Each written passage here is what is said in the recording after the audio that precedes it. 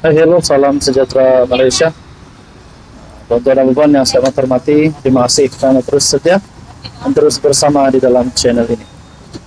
Saudara-saudara, ada satu pertanyaan daripada subscriber ataupun mungkin daripada viewers daripada channel ini yang bertanya, betulkah Sabah dan Sarawak sokong Perikatan Nasional? Betulkah Sabah dan Sarawak sokong Perikatan Nasional? Itu adalah salah satu pertanyaan yang bagi saya mengejutkan. Pertanyaan ini mungkin agak mengelirukan beberapa penonton ataupun subscriber di dalam channel ini. Nah, di sini saya akan jawab kepada pertanyaan tersebut. Betulkah Sarawak dan Sabah menyokong Perikatan Nasional? Jawabannya adalah tidak. Jawabannya adalah tidak. Sebab Sabah, Sarawak, GPS, GNS telah menyatakan sokongan mereka terhadap Anwar Ibrahim, sehingga habis tenggal. Premier Sarawak Abang Jo sudah membuat pernyataan bahwa akan menyokong Anwar sehingga habis tenggal. Begitu juga JRS, tidak ada satupun kenyataan daripada JRS maupun GPS untuk menarik sokongan terhadap Anwar dan menyokong Perikatan Nasional. Pada akhirnya tak ada harapan lah kepada Muhyiddin, kepada Hadi Awang, kepada Mahathir, siapa-siapa lah yang nak tumbangkan Anwar. Memang tak ada harapan lah. Memang tidak ada harapan. Sebab Anwar Ibrahim kekal dengan sokongan dan tidak hilang sokongan untuk menjadi Perdana Menteri. Saudara-saudara, saya berada di Saigon City, Vietnam. Saigon City ataupun Ho Chi Minh City. The place is very good, very nice, clean, and the citizens are mesra, friendly. Saudara-saudara yang saya hormati, Anda rasalah bagaimana untuk mereka tumbangkan Anwar, Sabah dan Sarawak tumbangkan Anwar? Tidak mungkin. Ada kenyataan yang dibuat bahwa Sabah dan Sarawak akan menarik sokongan terhadap Anwar dan menyokong Muhyiddin menjadi Perdana Menteri. Tidak ada. Saudara-saudara, apa komen Anda? Silakan komen di bawah. Hello, salam sejahtera Malaysia. Selamat datang ke channel Fels Lifestyle. Untuk para yang saya amat hormati, sekarang saya berada di Vietnam, Saigon City ataupun Ho Chi Minh City. Okay, so the vibes is very cool, relax. Ada orang hari bekerja pada hari Senin, sarapan. Dia lebih kurang juga dengan Malaysia. Lebih kurang juga. Cuma di sini kebanyakannya citizens mereka menaiki motor. Kebanyakan menaiki motor. Banyak motor boleh nampak di siring jalan, di bahu jalan. So, teman-teman yang saya hormati, saya lihat dalam satu tajuk berita daripada Rakan yang berkata menantu Muhyiddin sudah ditangkap. Persoalan, bukan kenyataan. Adakah menantu Muhyiddin sudah ditangkap? Saudara-saudara yang saya hormati, saya pun bertanya-tanya, adakah menantu Muhyiddin sudah ditangkap? Kenapa sehingga hari ini kita belum lihat perkembangan terkini mengenai isu dan case menantu Muhyiddin? Di manakah menantu Muhyiddin berada? Takkan di Vietnam pula, ataupun takkan di London? Manalah kita pun tidak tahu. Tapi yang pasti, saudara-saudara, puak-puak yang tidak menyokong PN, yang tidak menyokong Muhyiddin, mulai mempersoalkan lokasi menantu Muhyiddin. Adakah menantu Muhyiddin sebenarnya larikan diri, hilang entah kemana, kita pun tak tahu. Kenapa belum ada update sehingga hari ini berkaitan dengan lokasi menantu Muhyiddin? Jadi, saudara-saudara yang saya hormati, di manakah menantu Muhyiddin berada? Sama ada hilang, tidak tahu, di diculik, kita pun tidak tahu di mana. Mungkin sudah ditangkap International Police, kita pun tak tahu.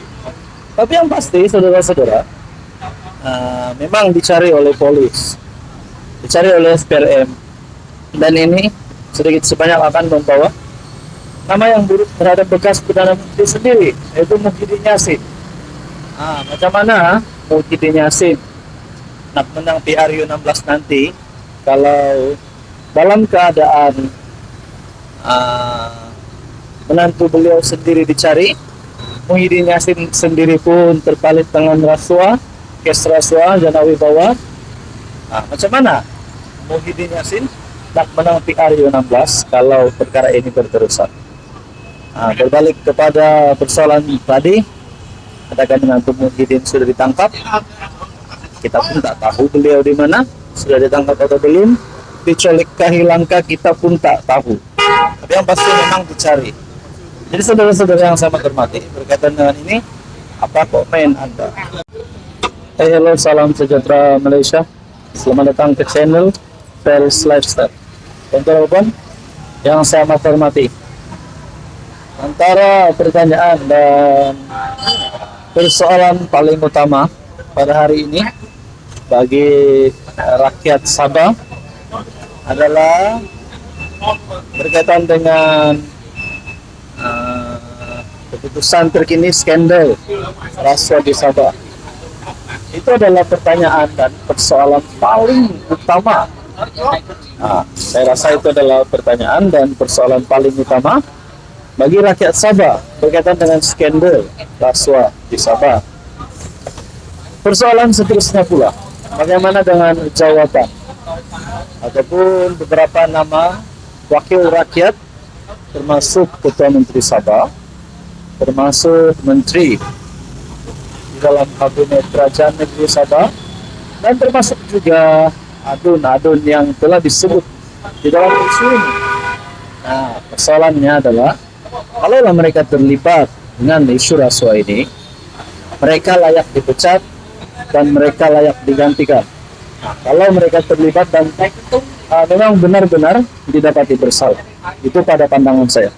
Sebab rakyat Sabah, saya menyatakan suara rakyat Sabah melalui channel ini, mereka tidak suka pemimpin yang rasuah. Jadi saya pun juga pemimpin yang rasuah, sakau, memang rakyat Sabah tolak. Saudara-saudara, bercakap tentang undian.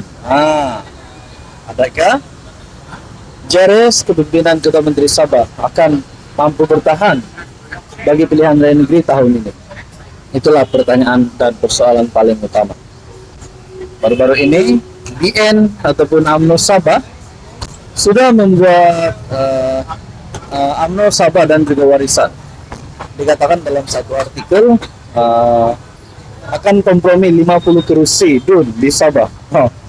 Jadi pertanyaannya, adakah benar-benar mereka akan berkompromi 50 kursi? Adakah dengan strategi ini? Tidak pastilah berita ini sahih atau tidak, tapi saya ada lihat di Facebook. Kalau benarlah UMNO Sabah dan juga JRS, warisan akan membuat kompromi dan melakukan kata ini. Mungkinkah ini akan menumbangkan Haji Jinor? Mungkinkah ini akan menumbangkan JRS, Kerajaan Negeri Sabah? Saudara-saudara yang saya hormati, Bapak, kalau ini akan menumbangkan HJJ, menumbangkan Ketua Menteri Sabah, akhirnya dengan ini mungkin